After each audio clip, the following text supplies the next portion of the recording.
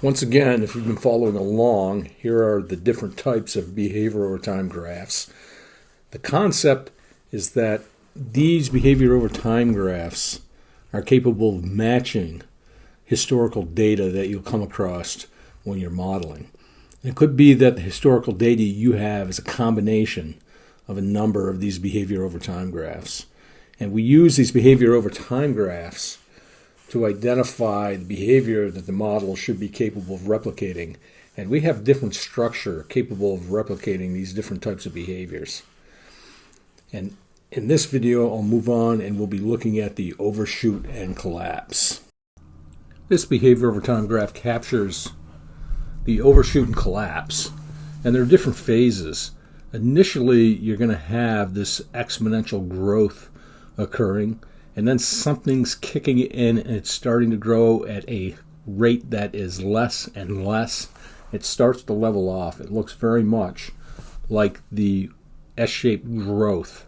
And then some resource is being depleted or something is occurring that's resulting in a decline. Another feedback loop is kicking in and dominating the system. And eventually it could level off. It could level off at zero. It'll only go so far.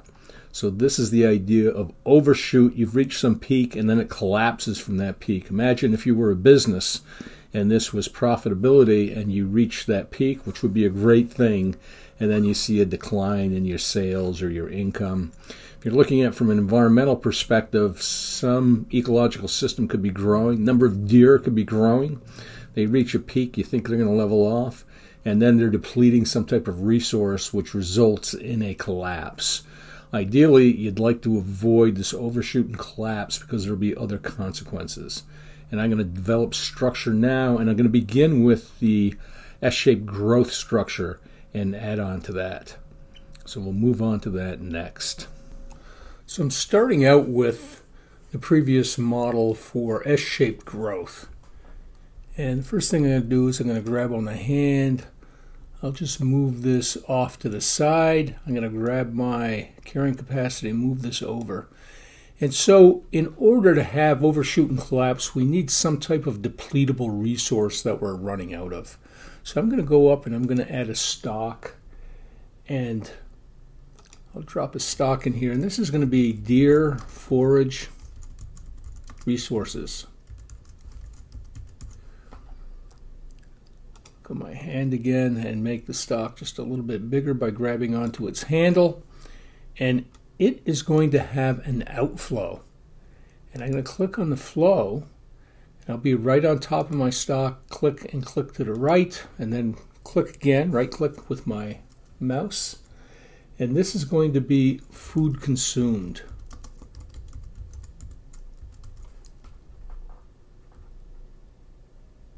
And there we go. And the food consumed, I have to do a couple of things. The food consumed is going to be definitely consumed by deer. So this is deer forage resources. I'm going to click on my arrow. I'll click once and go about halfway and click again and go down. And I'll move this in.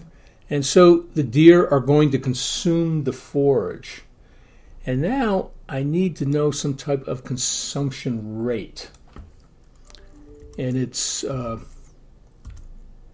food per deer per year. And this way, with this variable name at least, I know it's got to be whatever the units here are, these forage resources, per the number of deer per year. How much are they eating in a year? And I'm in the States, and this is going to be in pounds. So I'll go up to my equation and I'll click on the food consumed, and I know it said they consume about between 1,000 and 2,000 pounds of food per year. So I'm just going to split the difference and go with 1,500. And what this is going to be, and I'm just going to call it pounds of forage. So I'll just go with pounds. I know it's going to be forage, so I'm going to go with pounds per / deer per year are going to be my units that I'm putting up in my units here. And I'm going to go down and I'm going to click OK. And I'm going to go to my connector And my food per deer is going to connect to my food consumed. I'll go back to my equation by clicking on that. And the food consumed is simply going to be deer times how much they eat per year. Times how much they eat per year. And then the units are going to be in pounds per year. And we have that, and I'm okay. And now I sort of have to come up with some type of guess or estimate for my deer forage at this point. And this deer forage it's going to be based on the area that the deer are moving in and stuff, and I would be able to calculate this. So I'm just going to put a guess in here, and I'm going to go with 200 E6. So I'm saying 200 million pounds of forage are going to be available to the deer, and I'm going to go with pounds. And I'm going to click OK for now. So this, at this point, is a wild guess. Scientifically, I would be able to figure that out. I'm not going to do that. And now what I have to be thinking about is this carrying capacity is going to be a function of the deer forage resources and my carrying capacity. So I'm going to add another variable in here. This variable is going to be my current carrying capacity.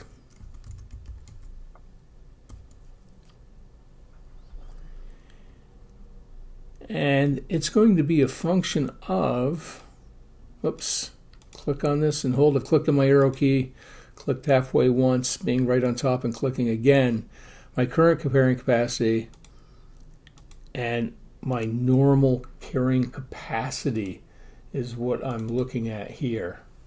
So, and what this should be is my deer forage resources divided by my carrying capacity is the equation that this should be. Oh, I still have that arrow selected. I'll just go click once and I'll click twice and it'll disappear, and I'll go up to my equation. And this is going to be my deer forage divided by my carrying capacity. And I'm going to break this link for now. Can I just pull it off? And nope, I can't. I'm going to go up to my delete button and click on my arrowhead, and that will disappear. And my carrying capacity is going to go up there. And I will leave it at that. And now I'm going to have a few equations and units to fix. I'm going to go to my equation, and let's fix this equation first. So instead of dividing by deer carrying capacity, or the carrying capacity, it's going to be the current carrying capacity. So I've highlighted and clicked. I should be good there. This should still be dimensionless because this needs to be in units of deer. So if I go in and click here, this is going to be calculating how many deer, the amount of food I have, can actually sustain. So I'll put deer in there. And now this is what I actually have to change the units of. And these units are no longer just deer, so I'll leave this at 10,000, but this is going to be, under normal conditions, my carrying capacity would be in units of, let's think, I'm dividing by, so it should be pounds per deer. No, it should be deer per pounds per year.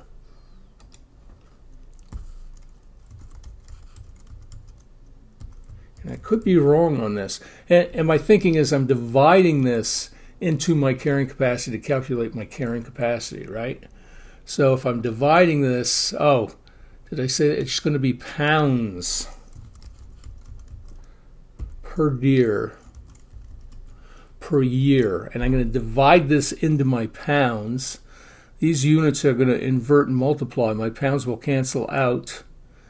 And this would give me, oh, this is going to be pounds of forage that are necessary per deer. So I'm going to get rid of the year in there. I'll click OK. And yeah, the carrying capacity is the carrying capacity. So I believe I have it correct now. I'm going to go in and add one more graph. And what I want is I can keep this stuff. And I just want to look at, my deer and just the net bursts. I actually have that in here. I think I can leave it the way it is and I can simulate at this point. So the first thing I'm going to do is go up and check my units. I was a little bit uncertain about that. So based on my calculations, so I'm going to go to model and I'm going to go to unit check here. Or I could go down the left hand side. In my column I happen to have the units check identified also. My units are okay. And now if I simulate this, I have a carrying capacity. And let me just I'll hit the synthesis button. Yes. And there we go. The scales are sort of jumping around. My net flow increases and then it decreases.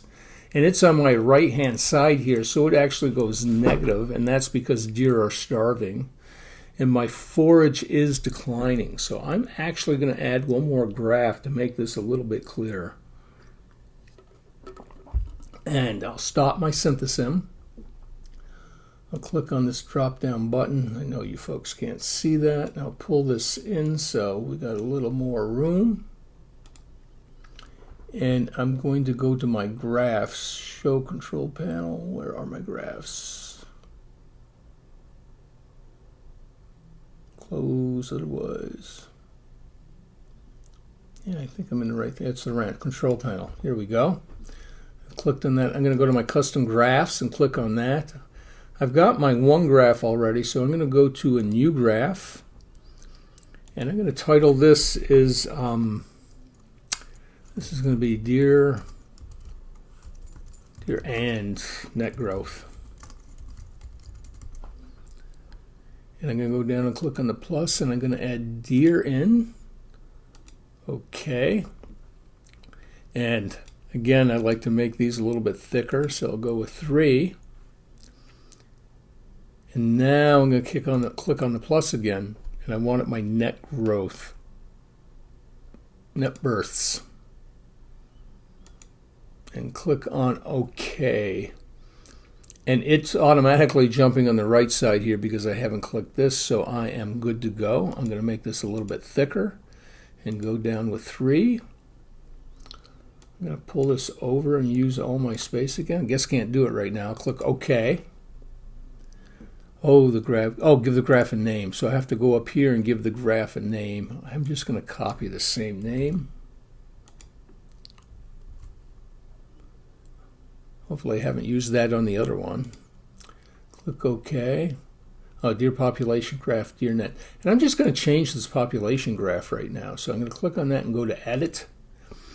And I don't think I need, that carrying capacity is varying now, so I am going to delete that. I've just selected that, and I'm going to go to the minus sign and click on the minus. Yep, get rid of that. So that looks like the other one.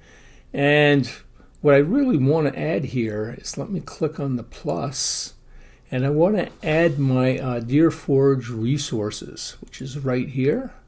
Click OK.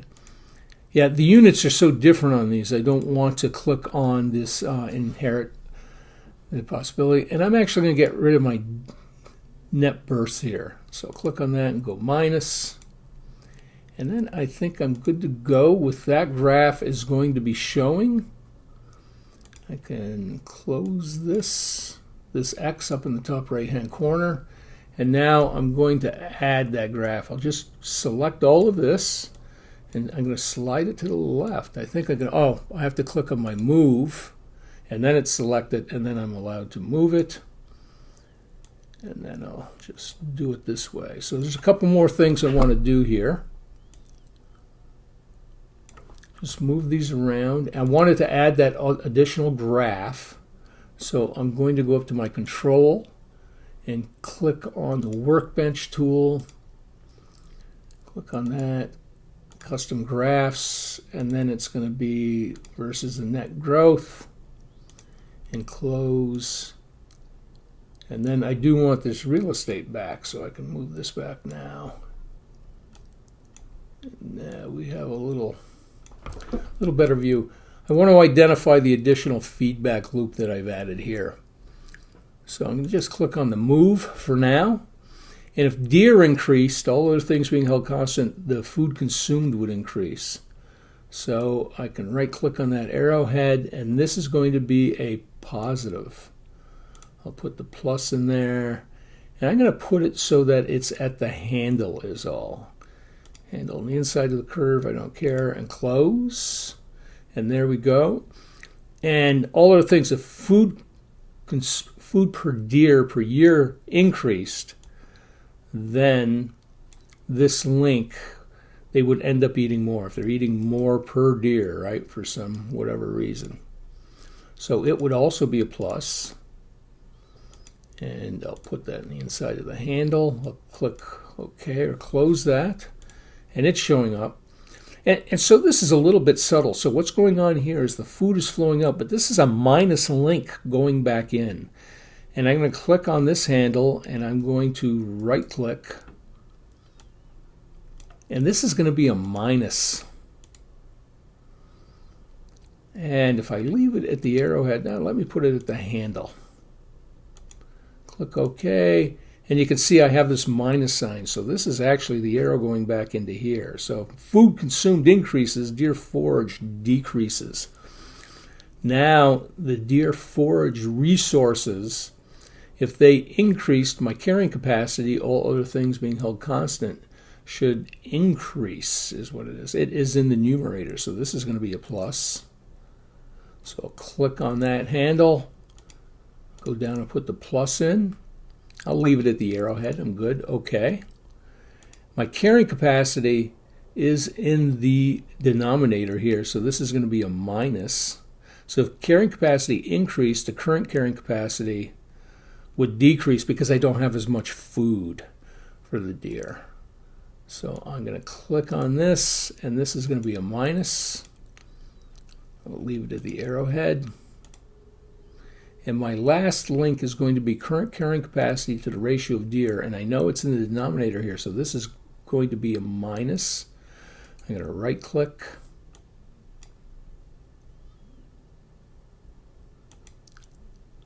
And now I'm going to make it a minus, and that will be okay. And now I have closed this feedback loop. And if I trace through, I've got 1 minus, I've got 2 minus, I've got 3 minus. So I know that with 3 minus sign, this is going to be a balancing loop. I'm going to select this, copy and paste, replicate. I'll drag this one over. And now I'll go up to my comments. I'm going to left click on this. And now I'm going to be careful. I'm going to go in and make this 2. So it's my B2 feedback loop. And oops, I've clicked on that, which I don't want it to be there. I'm going to click on delete and click on that. And now I have overshoot and collapse. My deer are increasing. They're eating more and more resources. They're going above the 10,000, which is their initial carrying capacity, and they're just shooting above that. And then they're collapsing. I'm going to do one more thing as a test. I'm going to go to the equation.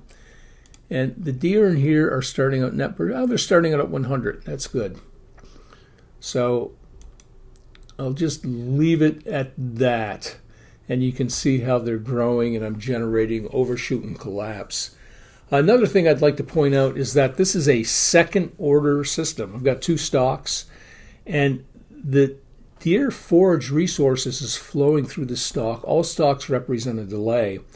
There is the possibility that if my growth factor here was too great, that I could end up making my deer forage resources go to 0, right? Or below 0, which is physically impossible. I really need a first order control here, which is basically a stalk going from, or a connector, information going from my deer forage resources to my food consumed. And I'm sort of a purist. I don't like to, I could connect this and say they're going to eat whatever food they want, or the maximum, and put a built-in function in there, which I like to avoid those built-ins as much as possible. and that's okay. And the other thing is my food resources should probably be growing. So I'm going to just add a couple of different pieces of structure onto here. So the first thing, I'm going to go up to my flow variable, I'm going to click off to the left, and I'm going to have something flowing in, and I'm going to call this regeneration. Regeneration. Yeah, I'll just leave it at regeneration. I'm going to click on my variable, my auxiliary variables, and I'll throw one in here. And this is simply going to be the fraction regeneration per year.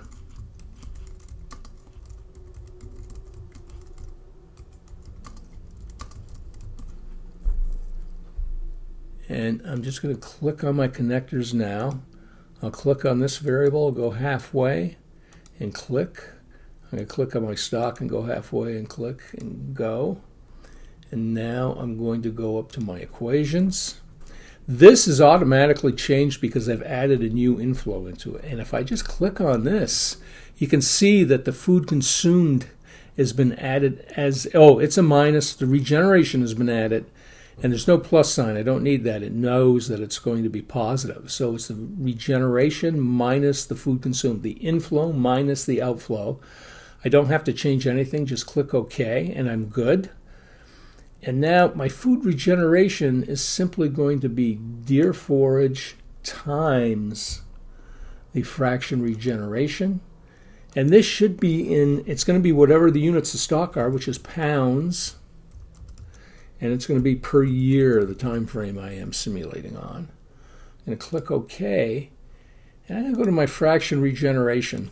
And I'm just pulling this out of thin air. I'm going to say it's going to be 0.10%. And the concept here is that this food fraction of food regeneration per year, or forage regeneration per year, is actually how much additional forage would grow if I sort of left it alone, growing naturally. Imagine if your lawn has some grass on it and part of it is bare, that it would reseed itself and start to grow, but it would be gradually before it all filled up.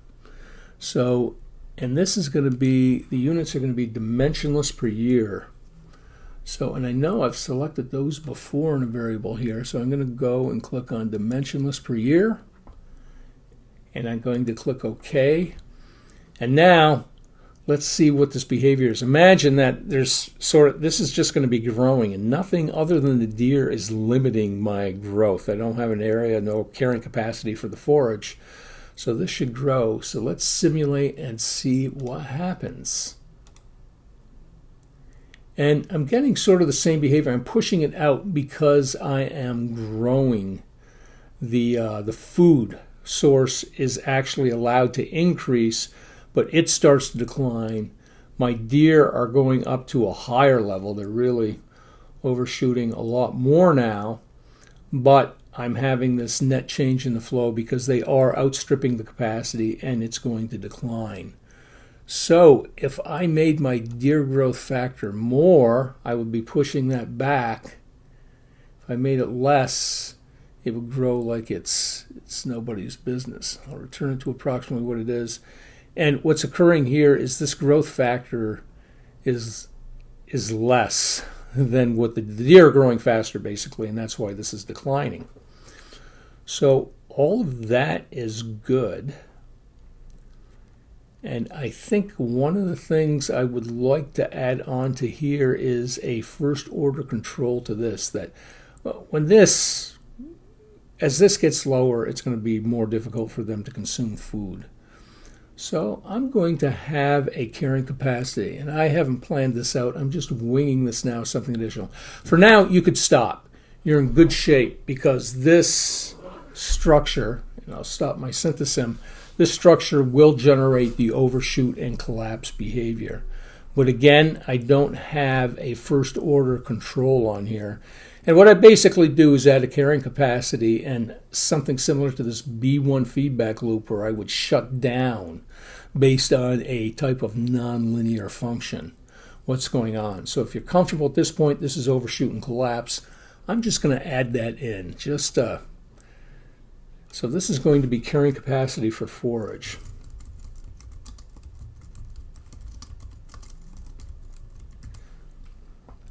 And I started out, I'm going to allow it to grow a little bit. I started out with 200 tons in there, or 200 million pounds of forage.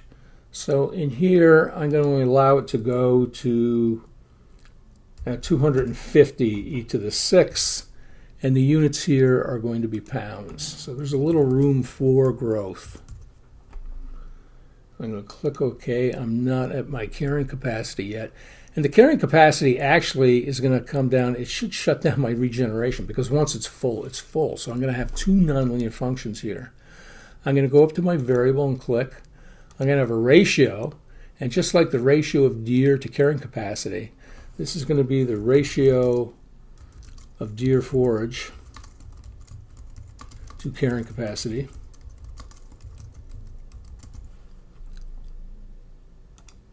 Whoops, I hit undo. Let's see if I can click redo and it comes back. I made a mistake there. New tool. I'm going to click on my arrow tool and I'll go from my deer down halfway, a little curvature. And from my carrying capacity, I will go to that.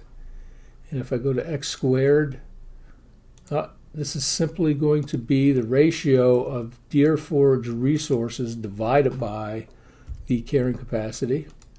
And my units should be dimensionless. DMNL. I want to just double check. Look at the drop down. Yep, I have spelt everything correctly. I'm okay.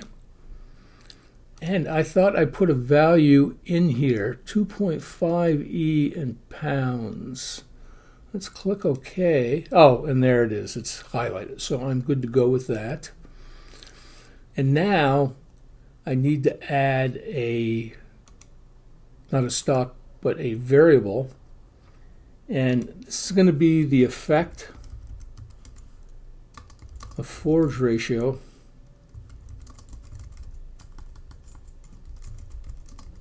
on carrying capacity, on growth.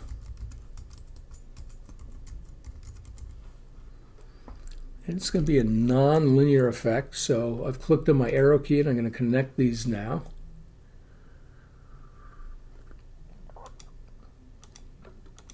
I've gone halfway and clicked. I've gone to that. And now this is going to be a non-linear function. So I'm going to go to my equation. I'm going to click on this.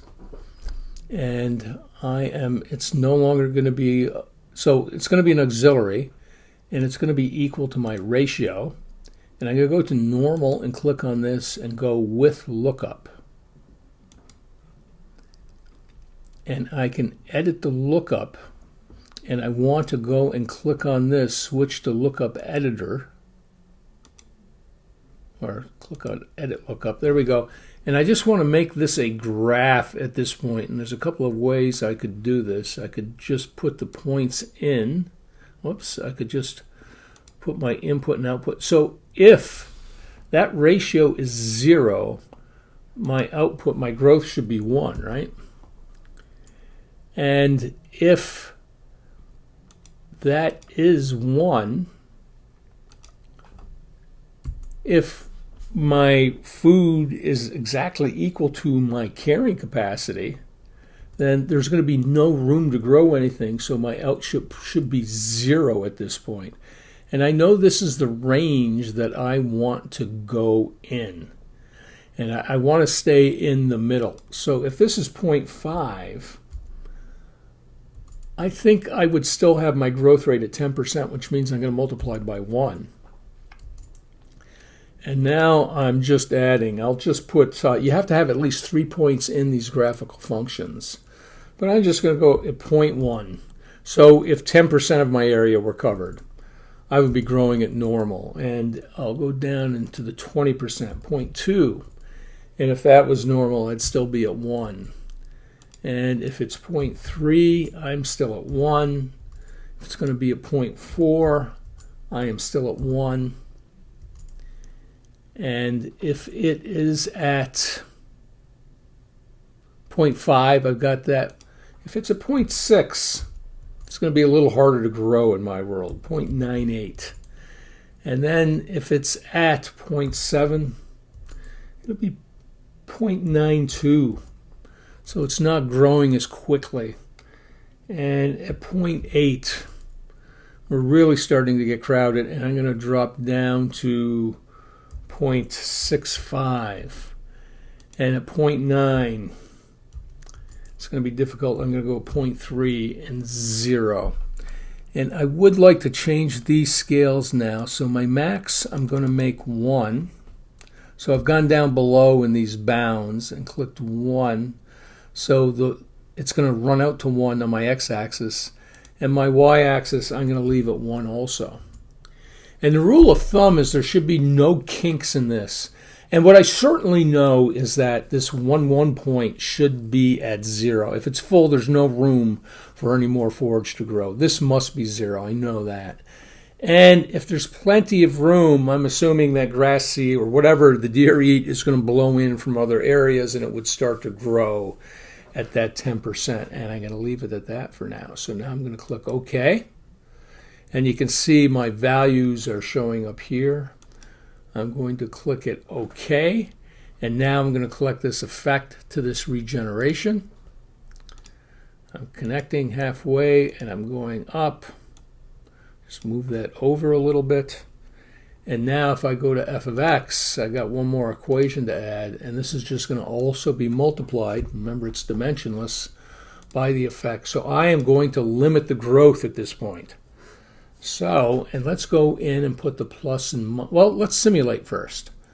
And we should always be asking, what do we think is going to be happening?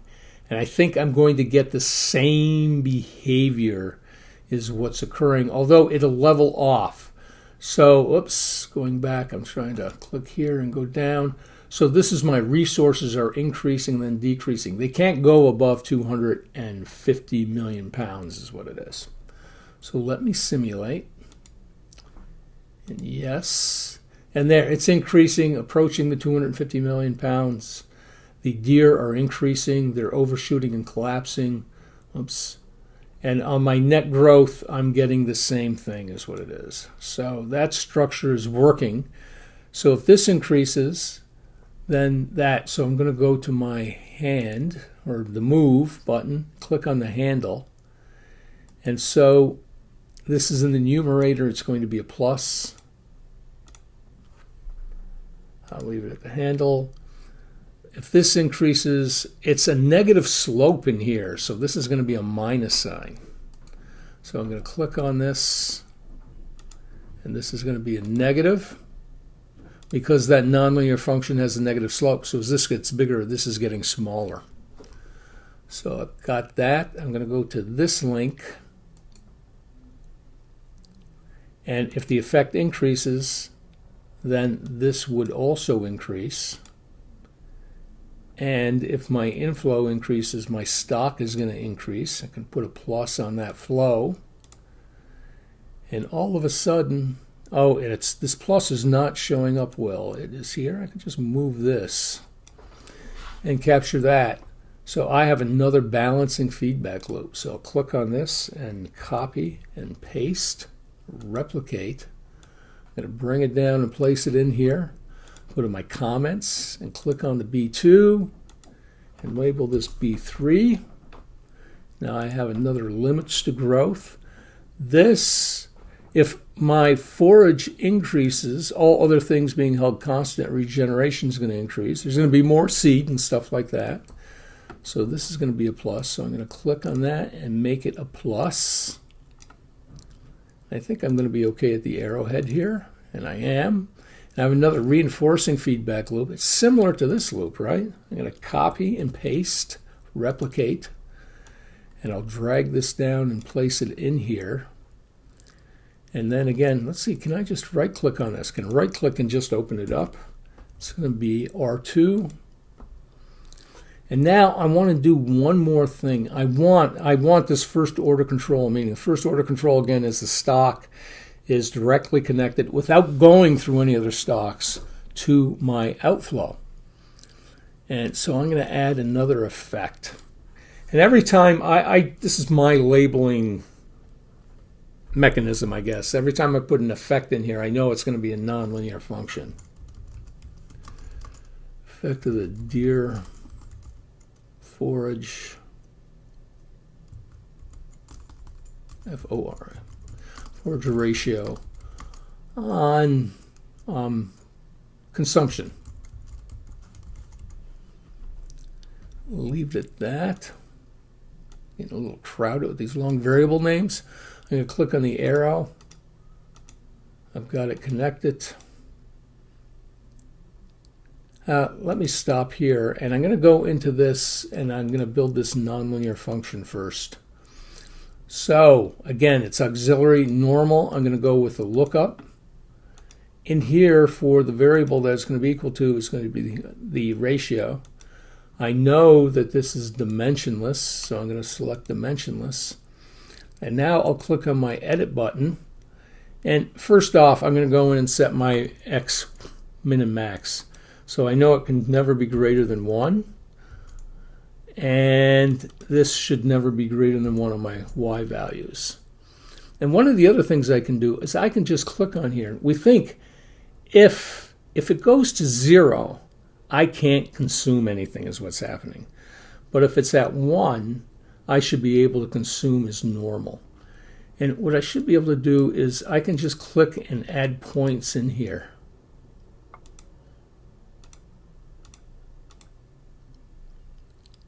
And they're going to, and I know it's 0, it's got to be 0. And now these numbers are a bit messed up, so this isn't actually 0. So I'm going to just type in 0 here and type in 0 here, and this is going to go to 0. And because I've selected these, I'm getting all these decimal points, which probably really isn't real, but this slope is pretty good, and I can always grab on and move these around a little bit. And one of the things that I know that's going on is there should be no really sharp kinks. This should be smooth, and at 1 should be 1. So if this is 1, then my output should be 1. And I can leave it at that. That's fine for those. I'm going to click OK. Got my unit selected. Click OK. And now I'm just going to connect this to my effect on food. And I'm going to multiply by that times the effect. And now I'm going to go and check my units. I'm going to go up to Model and Units Check in this case. Oh, I've got units errors. No units specified for the effect of growth. The effect of growth. So let's see the effect of growth. Let me right click on this. No units selected. And I know this needs to be dimensionless because that's the only thing coming in is the ratio, and the ratio is dimensionless. So it gave me 2 errors, but it could be because it realized this was an error, and then, I don't know, let's see. Let me right click on this, and it's dimensionless is selected. And now I'm going to go and check my units again. Units check. Oh, my units are okay. When I simulate this, I'm anticipating that I'm going to get no changes. So I'm just going to hit my Run button. And there will be numerical changes. I have changed the structure of the system. We should look at this feedback loop here, right? So I'll go to my move indicator. And if this ratio increases, then this effect, it actually increases. It has a positive slope. So this is going to be a plus.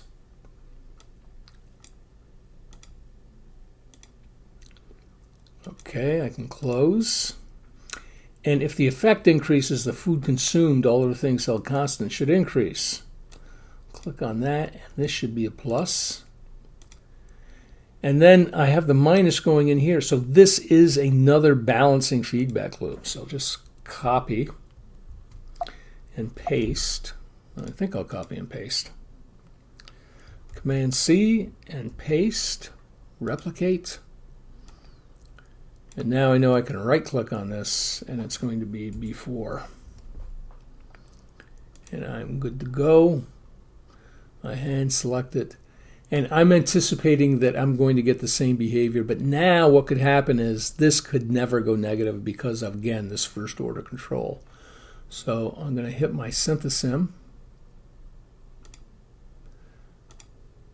And the behavior looks almost exactly the same. Whoops. Keep zooming in on that stuff when I don't want to. click here and just move it up and down. So my behavior is the same. So I've added a bit of complexity to this, but you can see how it builds on. The other thing you should have taken from this is I added one thing at a time and then simulate it to see if it was generating the same behavior. That's it for this video. It's a little more complex than I planned. Thanks, and I will see you folks.